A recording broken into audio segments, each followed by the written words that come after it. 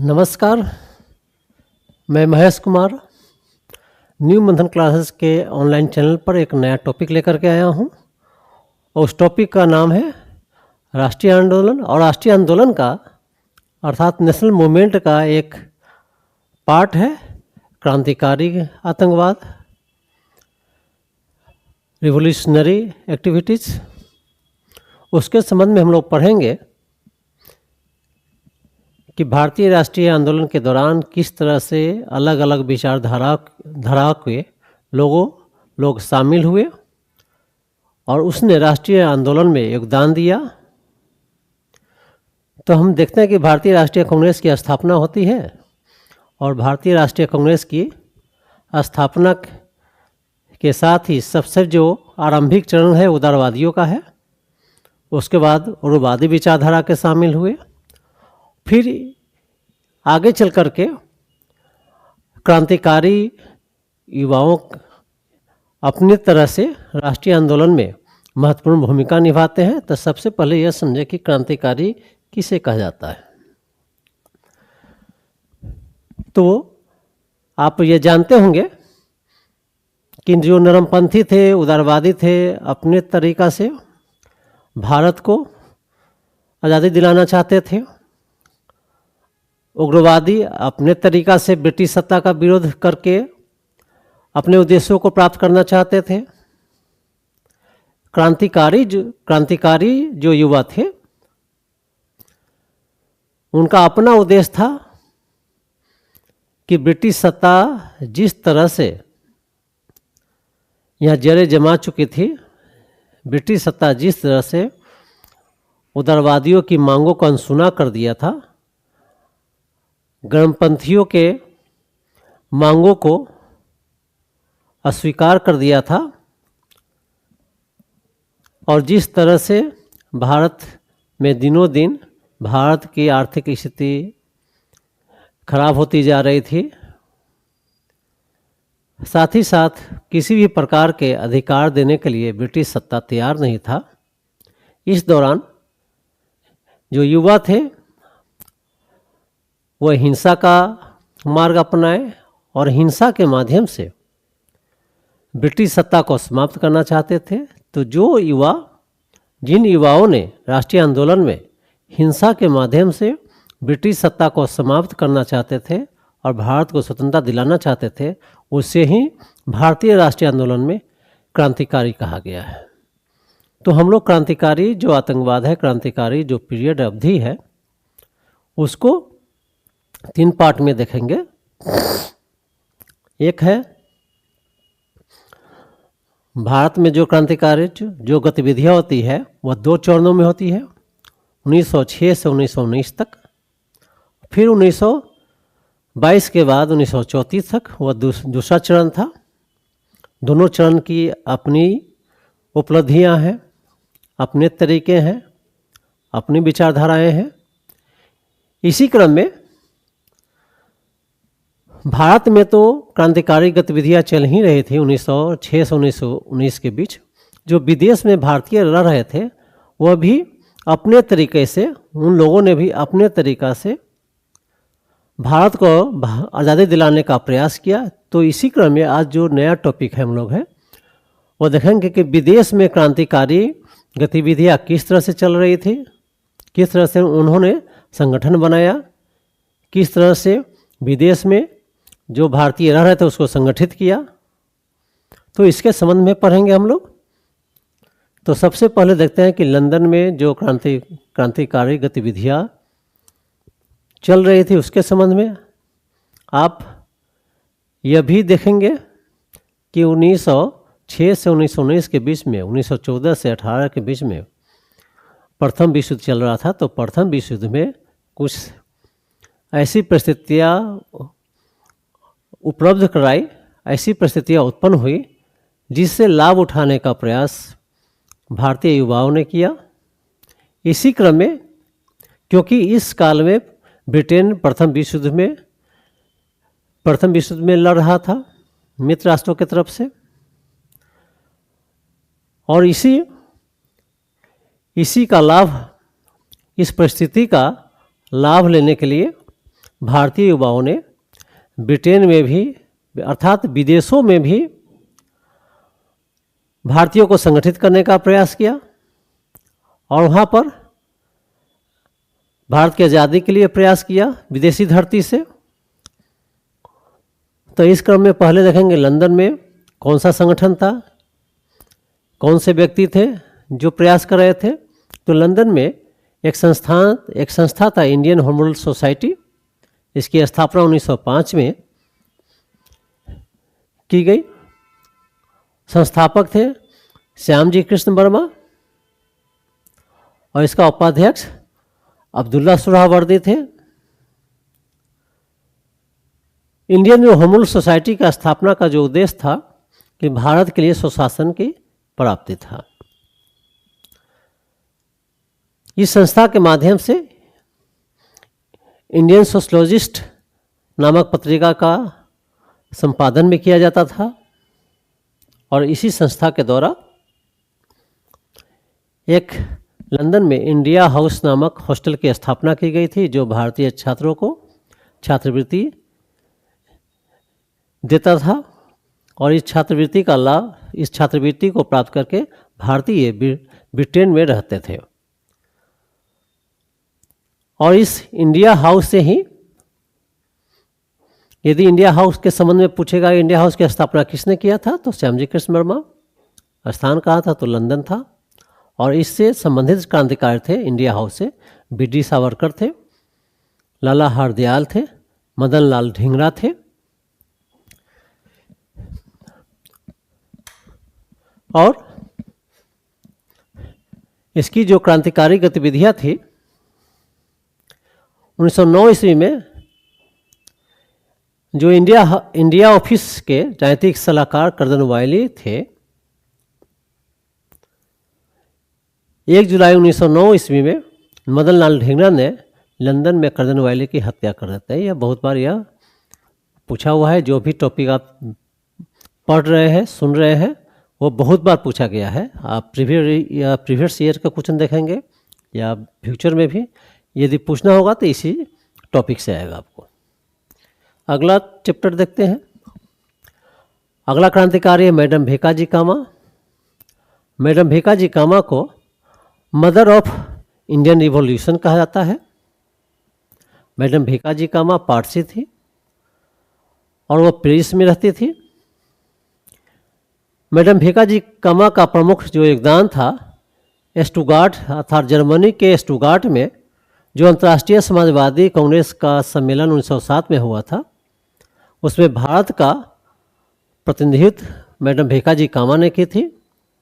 और इसी स्थान पर मैडम भीकाजी कामा राष्ट्रीय तिरंगा अर्थात हरा, पीला तथा लाल रंग का झंडा फहराई। तो यहाँ से भी बहुत बार पूछा हुआ क्वेश्चन है आपको है, आप देखे होइएगा कि यह भी पूछा गया है। फिर यह बहुत बार पूछा गया क्वेश्चन है।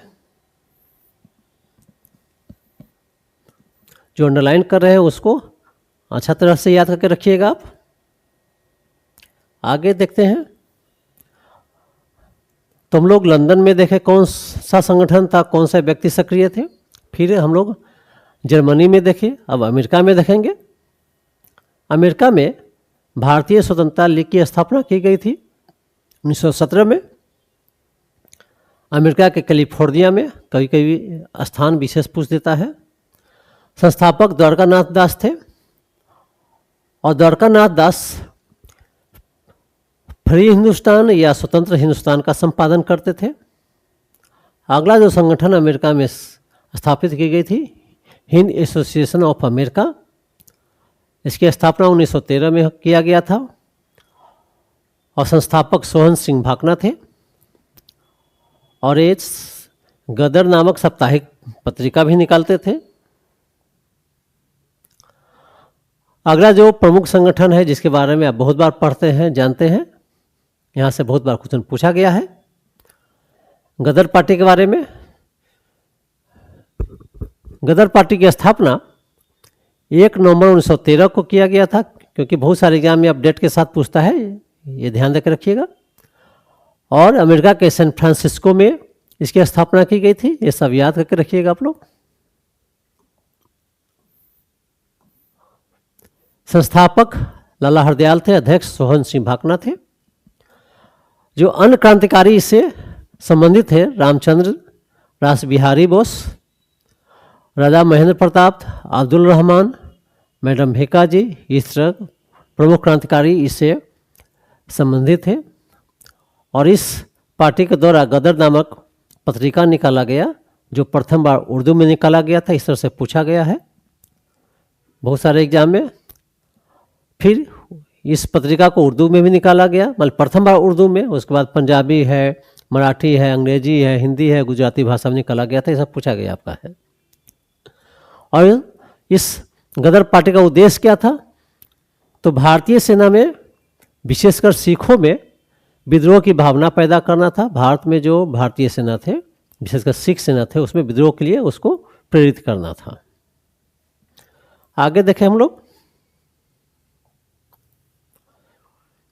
यूनाइटेड इंडिया हाउस, इसकी स्थापना 1908 में अमेरिका के सिएटल में की गई थी। संस्थापक थे तारकनाथ दास और जीडी कुमार। तारकनाथ दास फ्री हिंदुस्तान पत्रिका निकालते थे कनाडा से। फिर अगला संगठन जो अमेरिका में स्थापित की गई थी, हिंदी एसोसिएशन, 1913 में अमेरिका के पोर्टलैंड में। और इसके संस्थापक थे लाला हरदयाल, सोहन सिंह भाकना, हरिनाम सिंह। इस तरह से हम लोग लंदन में देखें, जर्मनी में कौन कौन से संगठन थे, अमेरिका में कौन कौन संगठन स्थापित की गई थी, कौन कौन से क्रांतिकारी सक्रिय थे।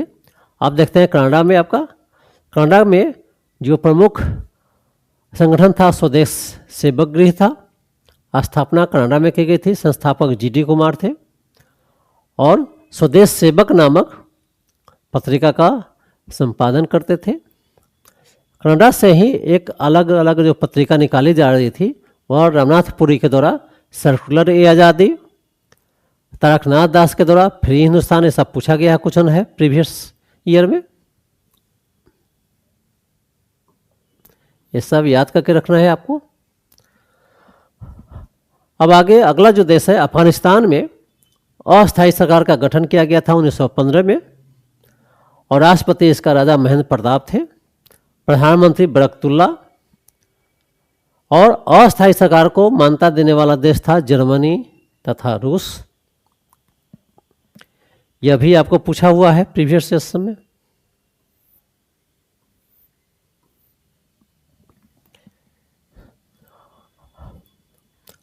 अगला जो टॉपिक है, कामागाटा मारू प्रकरण 1914 में हुआ था।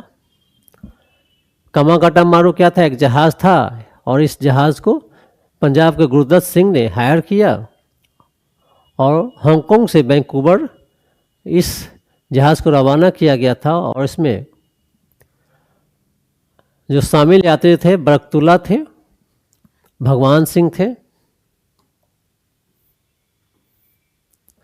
एक कानून बनाया गया था कि उसी जहाज़ को ब्रिटेन शासित, जो ब्रिटेन के अधीन देश है विदेशों में, उसको लंगर डाला रुकने का अधिकार दिया जाएगा या ठहरने का अधिकार दिया जाएगा, जो डायरेक्ट भारत से जहाज़ जाती है।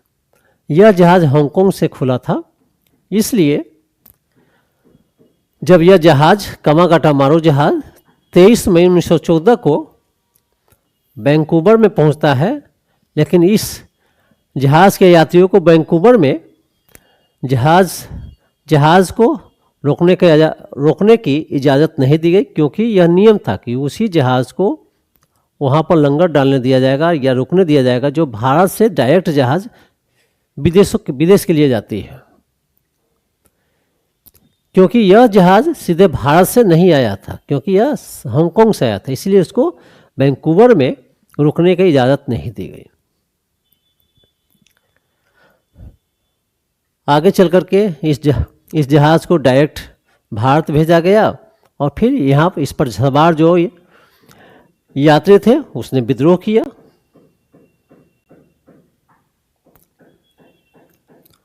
अगला जो है शोर कमेटी है या तटीय कमेटी। कनाडा में जो कामागाटामारू यात्री का अधिकार के लिए जो एक कमेटी का गठन किया गया था उसे शोर कमेटी कहता है। और इस कमेटी से संबंधित नेता थे हुसैन रहीम, सोहनलाल पाठक, बलवंत सिंह, ये सब शोर कमेटी के मेंबर थे। आपको यहाँ से क्वेश्चन कैसे पूछ देगा कि शोर कमेटी का उद्देश्य क्या था, शोर कमेटी में कौन कौन से शामिल थे। यह सब बीपीएससी समय आपका बीपीएससी टीआरई 4.0 हो या बिहार दरोगा हो, किसी भी एग्जाम में यह पूछ सकता है या पूछा गया है प्रीवियस ईयर में। अगला जो घटना है तोशामारू कांड है, 1914 ईस्वी में हुआ था। तोशामारू क्या था, यह भी एक जहाज था जिस पर गदर पार्टी के सदस्य सवार थे। यह जहाज सिंगापुर रुका था और सिंगापुर लाइट इन्फेंट्री के जो जवान थे चिश्ती खां और डुंडे खां के नेतृत्व में विद्रोह कर दिया और इसे सिंगापुर क्रांति कहा जाता है। यह कब हुआ था, ये ईस्वी के साथ आप याद रखेंगे। कभी कभी आपको सम्मिलित करने के लिए दे देगा या आपको जो सीक्वेंस होता है इसमें से कौन सही है गलत है इस तरह से पूछ देगा क्वेश्चन आपसे। जो अगला घटनाएं घटी वो था सिल्क पेपर कॉन्स्पिरेसी, 1915 में हुआ था। मौलवी अहमदुल्ला ने महमूद हसन के लिए सिल्क पर फारसी में एक पत्र लिखा था। आगे चलकर यह पत्र पकड़ा गया, इसीलिए इसको कहा गया silk paper conspiracy. Indian independence league की स्थापना 1942 में जापान में की जाती है और यह संस्थापक थे रास बिहारी घोष। इस तरह से हम लोग देखें कि विदेश में किस तरह से क्रांतिकारी संगठन बनाए गए, किस तरह से क्रांतिकारी अपने स्तर से प्रयास किया भारत की आज़ादी के लिए। तो यहाँ से आप देखेंगे संगठन के बारे में देखेंगे, संस्थापक कौन थे, किस वर्ष उस संगठन की स्थापना हुई और जो जो क्रांतिकारी थे उसको इस तरह से आप तैयार करके रखते हैं तो यहाँ से आपको क्वेश्चन बन जाएगा। फिर इसका एक 3 पार्ट में आएगा। एक पार्ट आएगा आपका भारत में जो क्रांतिकारी गतिविधियाँ थी वो, फिर आपका प्रथम चरण का, फिर सेकेंड चरण का आपका 1922 के बाद का जो क्रांतिकारी गतिविधि है उस पर भी आपको वीडियो आएगा। तब तक के लिए धन्यवाद। इस वीडियो से लाभ उठाएं। फिर मिलेंगे हम एक नया टॉपिक के साथ। तब तक के लिए धन्यवाद।